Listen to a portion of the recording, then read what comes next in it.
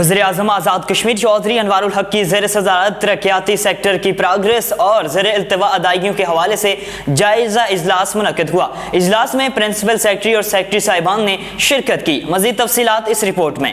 इजलास में सेक्रेटरी साहिबान ने अपने अपने डेवलपमेंट सेक्टर्स के हवाले से तफसीली ब्रीफिंग दी। वज़ीर-ए-आज़म आज़ाद कश्मीर चौधरी अनवारुल हक ने कहा है कि road infrastructure, local government, physical planning and housing, बरक़ियात, सेहत-ए-आमा, तालीम, टूरिज़म समेत तमाम डेवलपमेंट सेक्टर्स की ज़ेर इल्तिवा अदायगियों को 3 दिन के अंदर यकसू करते हुए रिपोर्ट पेश करें। तरक्याती मनसूबों की हर सूरत मुकर्ररा मुद्दत में तकमील यकीनी बनाई जाए। तरक्याती मनसूबों के काम के मयार पर कोई समझौता न किया जाएगा। उन्होंने कहा है कि जब मनसूबों की मुकर्ररा वक्त में तकमील नहीं होती तो उनकी लागत बढ़ जाती है, जिसका बोझ सरकारी खजाने पर पड़ता है। उन्होंने कहा है कि हुकूमत ने शदीद माली मुश्किलात के बावजूद तामीर और तरक्की के पहिए को रवां रखा है। वज़ीर-ए-आज़म ने कहा है कि अवामी सहूलियात के मनसूबों पर खुसूसी तवज्जो दी जाएगी और बर वक्त मुकम्मल किए जाएँ। सस्ती बिजली और सस्ते आटे की फराहमी के बावजूद आज़ाद कश्मीर में तामीर और तरक्की का अमल भरपूर अंदाज में जारी है।